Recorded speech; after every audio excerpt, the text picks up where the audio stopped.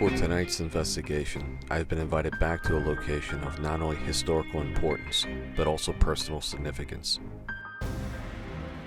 The Morris-Jumel Mansion. Built in 1765, the mansion is the oldest surviving house in the borough of Manhattan. Originally the home of British Colonel Roger Morris, it served as a private residence until the outbreak of the American Revolution in 1776. After the Morris family retreated back to England, General George Washington and his troops made their way from Brooklyn to take control of the now abandoned estate.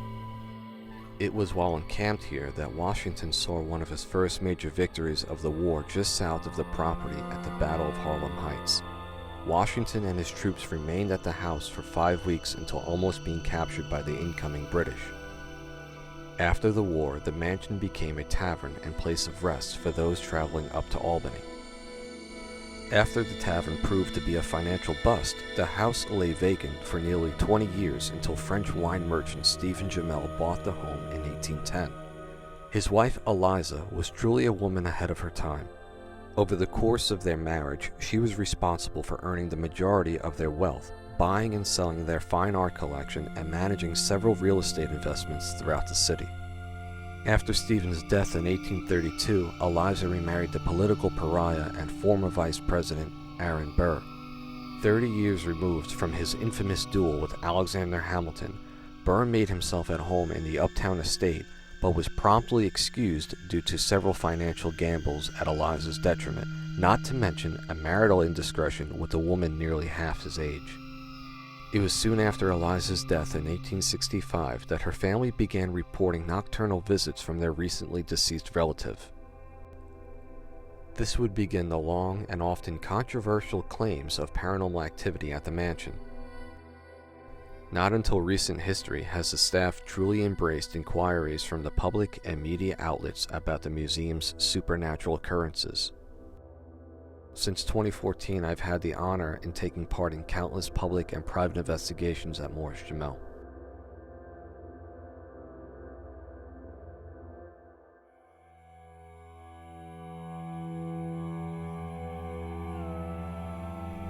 Although my work in this field may have taken me to investigate locations all over the country, it was good to come home one more time.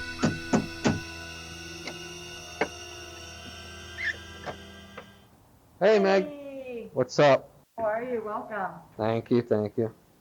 So I know you guys have been closed with the pandemic, but anything going on in the house? Yeah, I mean, since we've been opened up, I'd say we have a lot of activity up in Burr's room, down in the kitchen, a lot of activity as always in the French parlor, and surprisingly enough, in Chase and Washington's war room as well. Okay, let's go check them out, all right? Yeah.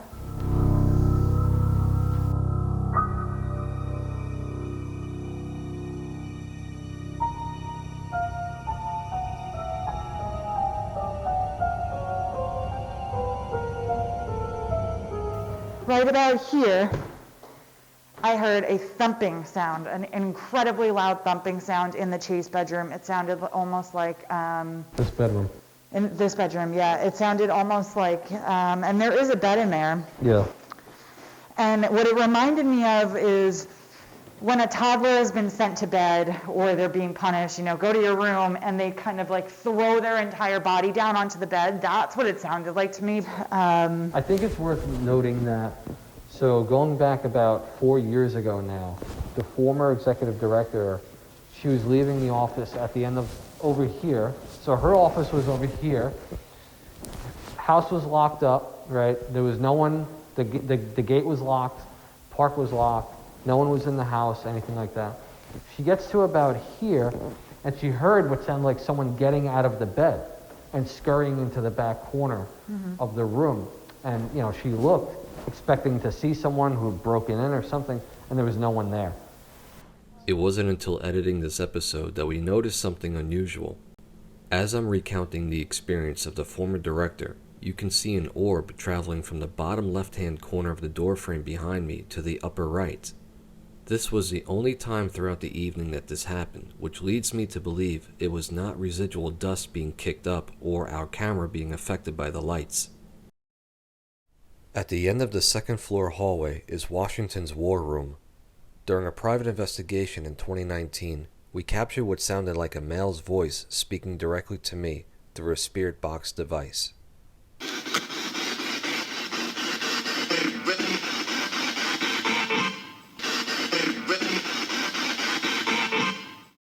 At this point in the walkthrough, Megan recounts Morris-Jumel's most infamous ghost story. So in 1964, a school group comes to the house. They are coming for a historic tour. So the students are running around on the front lawn waiting for the educator to arrive and being loud and obnoxious, and claims that a woman came out onto the balcony and said, "Be quiet or leave." And they were a little put off by this, but didn't think too much of it. When the educator arrived with the keys to the house, she said, "Okay, I'm going to go open up for you and we'll get your tour started." And the teacher had said, "I'm really sorry, I think we disturbed the woman inside the house." The educator said, "Well, there's nobody inside the house right now. I've got the keys. I'm the only one with the keys." And when the group got inside the house, they saw the portrait of Eliza Jumel and said, "That's her. That's the woman who yelled at us." This story quickly got the attention of parapsychologist Hans Holzer, who would go on to perform 2 seances in Eliza Jumel's bedchamber, the room in which she died in 1865.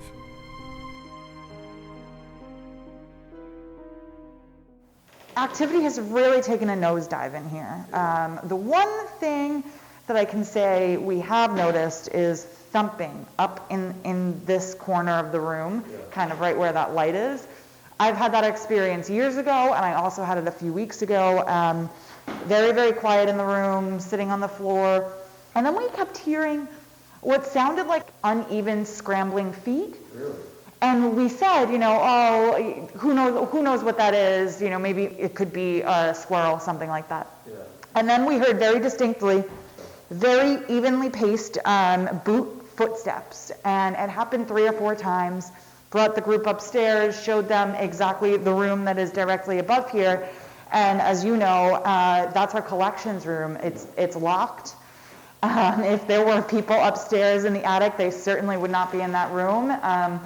And in this far corner where we kept hearing the thumping is actually where we store our cannonballs. Yeah. We have a collection of cannonballs that were excavated on the property, and nobody's moving those cannonballs, so it was really kind of baffling that was the area where the noise was coming from.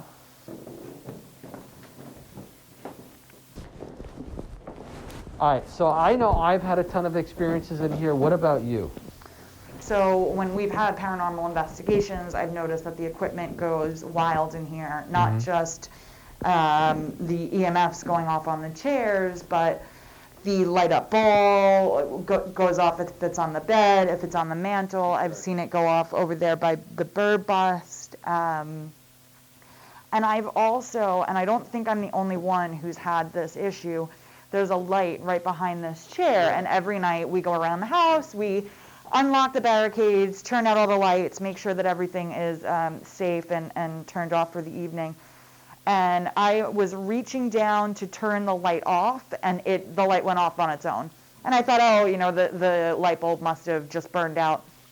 So I flipped it on, flipped it off just to double check, and the light went right back on. Did you hear that? What? It didn't sound like a person, but I heard something.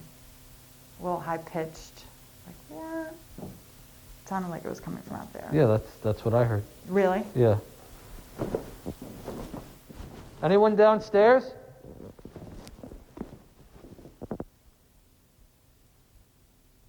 Are we talking about you?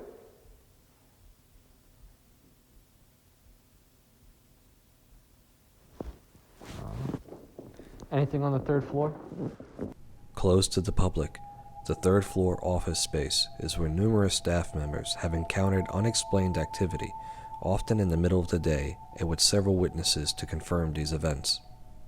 So my office was over here, and that was my desk in the back corner. And there was several times when I was at my desk with this door closed, and I could hear so clearly someone walking back and forth. And we've had people sneak up here or just wander past the little barrier because they thought no one was looking, whatever. And I've found people up here, right? And so I would open the door fully expecting to see that, and there'd be no one up here. There was another time when I was at my desk and another coworker was at her desk over here, and we were both talking about something on Michael's desk over here. And then we turned around, we went back to work. A few minutes later, she gets up. She goes, "How did this get here?" And I looked, and Michael's chair was now in the middle of the room. Now, it was a rolling chair, but we didn't hear it. It had never moved on its own before, so that, you know, you could say, oh, it's a pitch of the floor.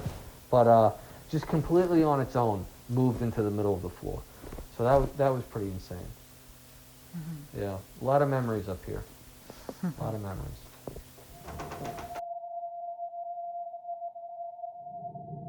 Often said to have a completely different feel from the rest of the house, the colonial kitchen has been the site of the most intense paranormal activity in recent years. All right, so, anything new down here? Well, not really new. You know all about Eliza's light right behind you. Yeah. It's gone off several times. Okay. It was about 10 o'clock in the morning. I put my key in the door, the alarm's going off, so I hurried to turn the alarm off. But as I walked in, all of those lights were flashing, like pretty rapidly. Let me ask you, you still got the book? Oh, we still have the book. Yeah? I have it right here. Given the countless unusual events over the years, we've continued the tradition of documenting suspected paranormal activity at Morris-Jumel in this journal. Even some of the most skeptical employees have made their contributions. Here's one of my most chilling entries. So this is from 11/10/2017. This happened at 7:08 p.m. And I wrote, "I'm alone in the house, working in gift shop, and the front doorbell just rang. I opened it to find no one there. I called 911 so they can clear the park, even though Vanessa and I cleared the park and locked the gate about 45 minutes ago. I'm currently awaiting the police. This has happened before with the doorbell." So yeah, that's happened quite a few times. I've also had the doorbell experience myself. Yeah. Last fall was the first time that I'd ever, had keys to the house and where I was spending time here alone, and it happened pretty regularly.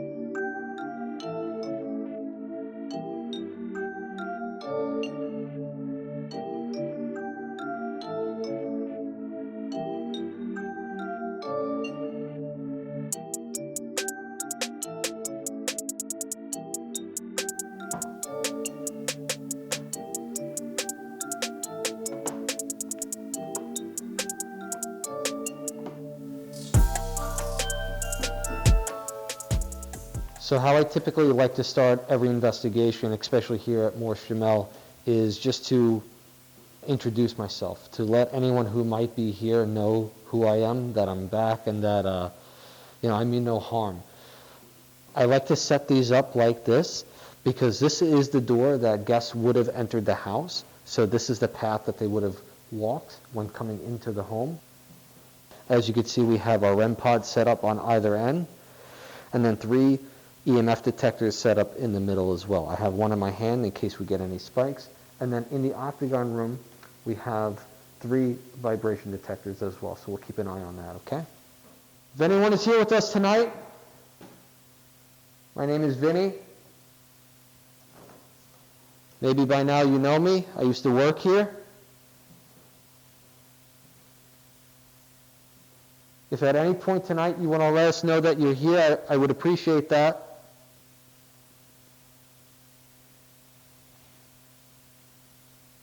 You can knock on a wall, move something, touch one of these devices. They're not going to hurt you in any way. I mean no harm, no disrespect. I just want to learn more about you.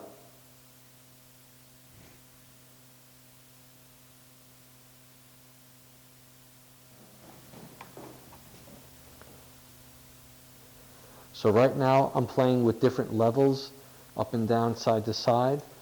As we've discussed in the past, these are EMF detectors, also known as K2 meters. They measure electronic magnetic fields. So if they do activate, that's not necessarily saying that it's a ghost, but it is saying that there is an influx of EMF at that moment around this device. Oh. So why we use this is because it's believed that spirits manipulate electricity and energy in order to manifest. These were not made for ghost hunting originally. They were made for plumbers and electricians to look for faulty wires in walls. All right, so we just got to hit right there. All right.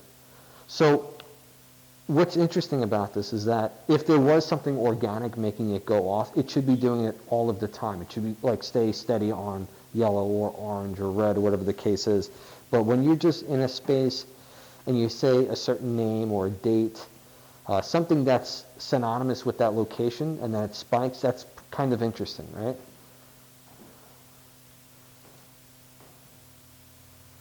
Why I'm using 2 is because I want to cross-verify any readings that I get. Across the hallway. All right, we're getting a hit by the couch. So this settee that you see right here, this did belong to Eliza Jamel. Like so many other pieces in the house, this was custom made. Oh, there we go.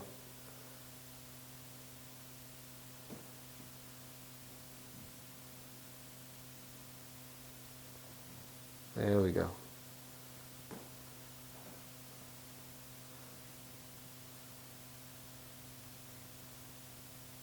Obviously, being in a historic home, you have to be careful. You don't want to be disrespectful. You don't want to be dangerous. You don't want REM pod hit. Can you back away from that?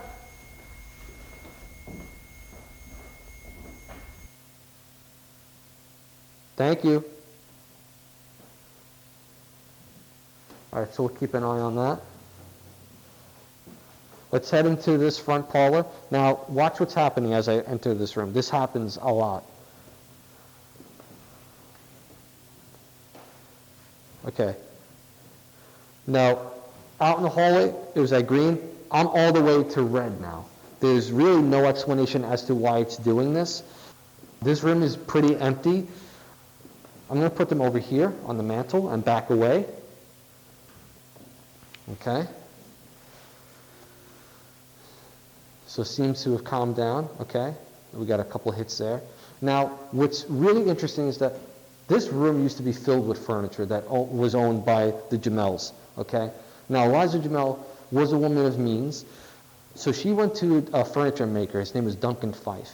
And he was kind of like the rock star furniture maker at that time here in New York.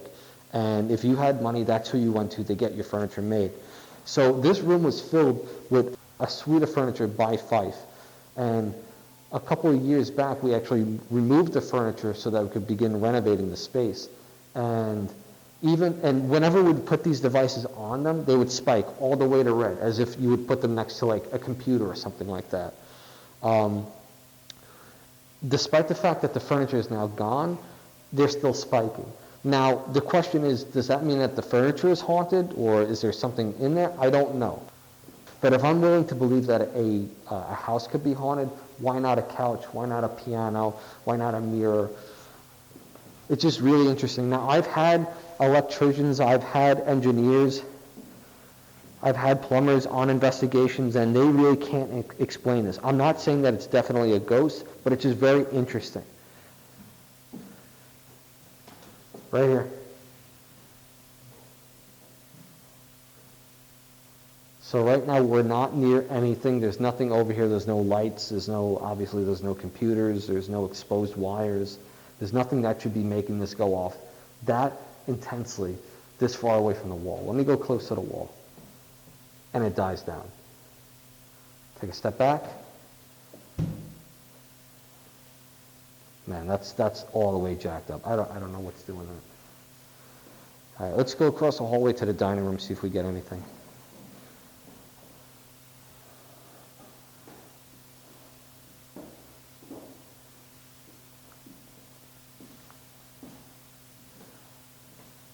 Again, everything that you see in here did belong to the Jamel family. Matter of fact, this rollout desk that you see right here, this actually belonged to Aaron Burr. We got this on permanent loan from Gracie Mansion. Of course, why this is significant to this location is because Aaron Burr was Elijah Jamel's second husband. He did live here for a period of time, so that's why it has relevance here. It's a beautiful piece. It actually still works. Obviously, I'm not going to touch it, but again, this is just a piece of history that this museum is so lucky to have.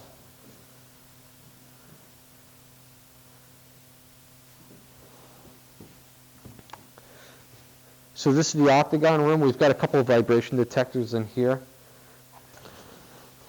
Okay, so being that we're in the octagon room, which traditionally would have been used for entertaining, I'd like to do something that we call the Singapore effect. And that's when you recreate some kind of sound or action or activity that a spirit might recognize from their lifetime. So what I like to use is music. So we're going to use a piece that would have been around during the Jamel period and see if we get any kind of activity.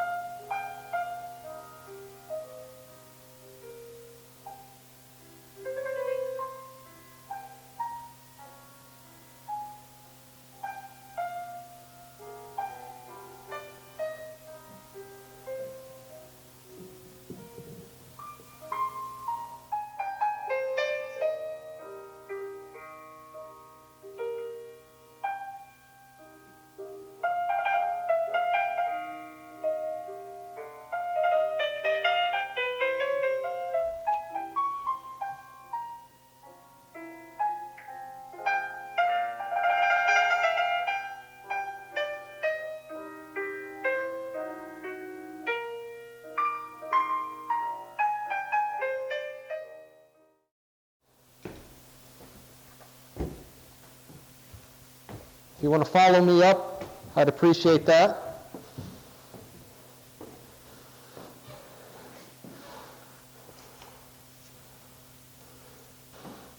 All right. I'm going to do an EVP session in here. Morris-Jumel Mansion. Investigation, Elijah Jamel's bedroom. REM pod.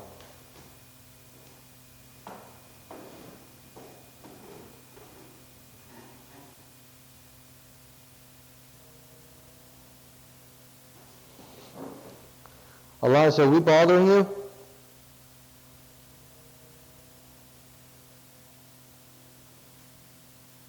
We're going to go ahead into Aaron's room, okay?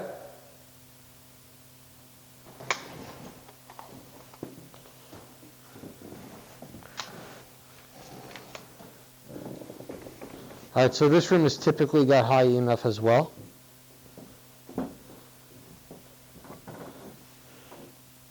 There we go. Super interesting. I'm not sure what it is about that chair, but we typically get really high spikes on that chair.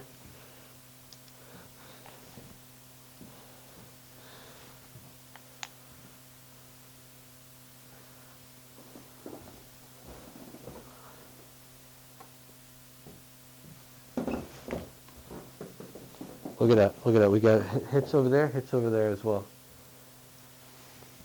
Thank you. Can you make that go all the way to red, please? Thank you. Can you do that one more time? All the way to red. Please. Look, come here. Look. Motion detector. Thank you. All right, can you do that one more time? Can you touch that? Thank you. Awesome. All right.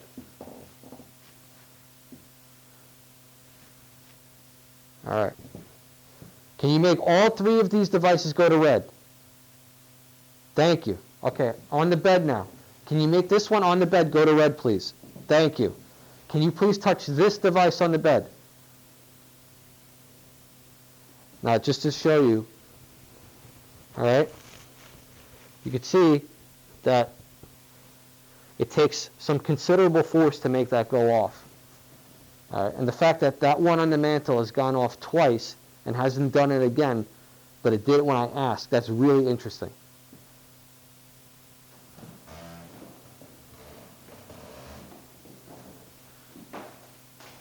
Here we go, here we go, here we go.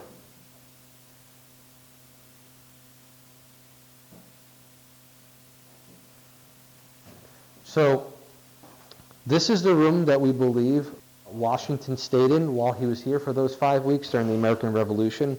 We're not exactly sure, it's just based upon the documentation, the way he describes it, the layout of the house, this most likely would have been the room that he slept in. This house is where he was staying when he had his first major victory during the Revolution, during the Battle of Harlem Heights. So this house is really important, as it represents a turning point in the war for Washington.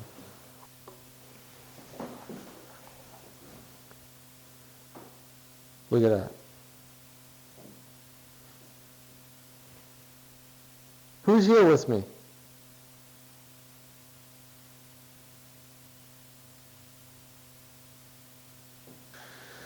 All right, let's head down the hallway.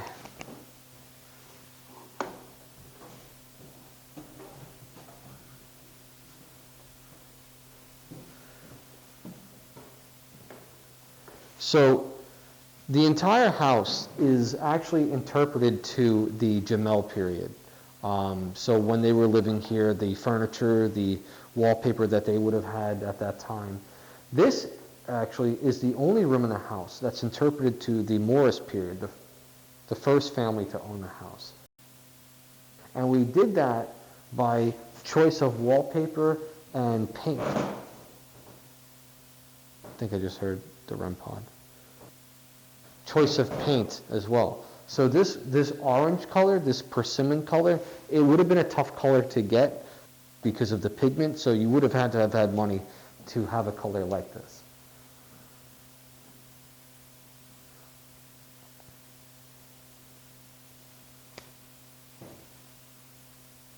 REM pod. Is that in Eliza's room? It stopped.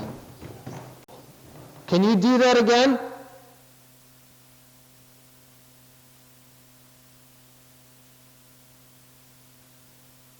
Are you trying to get my attention?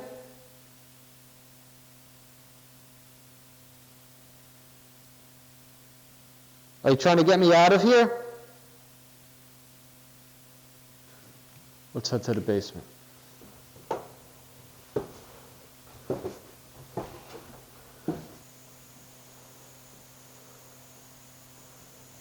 For down here, I want to use these two motion sensor lights.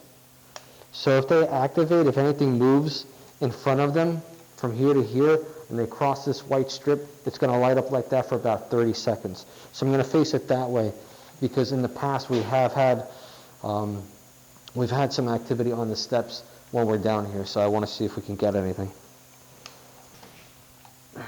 So now if they do activate, it's not us because they're facing away from us.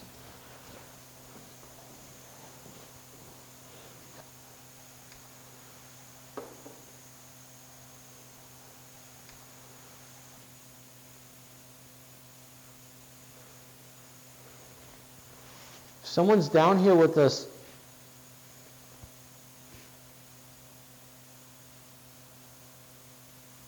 Got that? Can you touch the second one?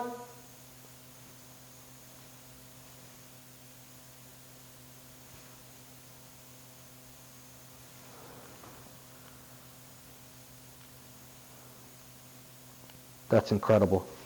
That's incredible. All right. That's just them going off. Okay. Colonial Kitchen, Morris-Jumel. Did you just cross in front of those two devices to make them go off?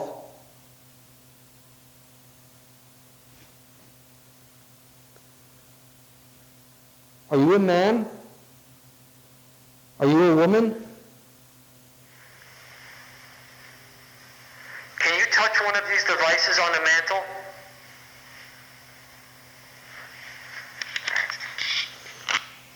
All right, let's go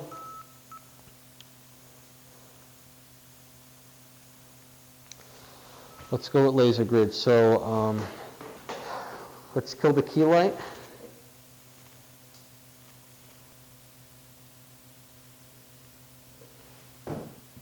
If someone is down here with us, can you please touch one of the pots or the pans in the fireplace?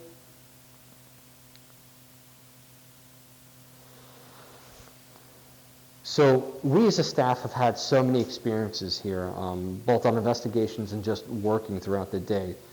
I was leading a public investigation once a couple years ago, and I was standing about over there, and there was guests sitting on all three sides, and the 6-foot table was here in the middle of the room running long ways. And all of a sudden the table jumped about 3 feet toward the fireplace. And I had thought that one of the guests who was sitting over here accidentally kicked it, but he didn't own up to it. And so I was like, all right, maybe he was just embarrassed or whatever the case was. But there was a couple sitting right over there. And they took me aside later on, and they told me that they know for a fact that he did not kick the table because the woman was looking at the kid's feet, and she said that he had really shiny shoes on, and it really caught her eye. And then all of a sudden, as she was looking at his feet, the table moved.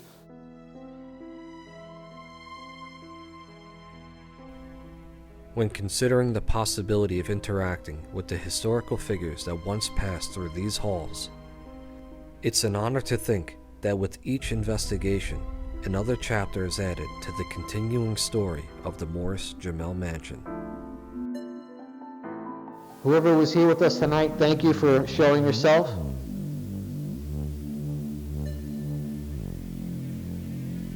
Be at peace. Good night.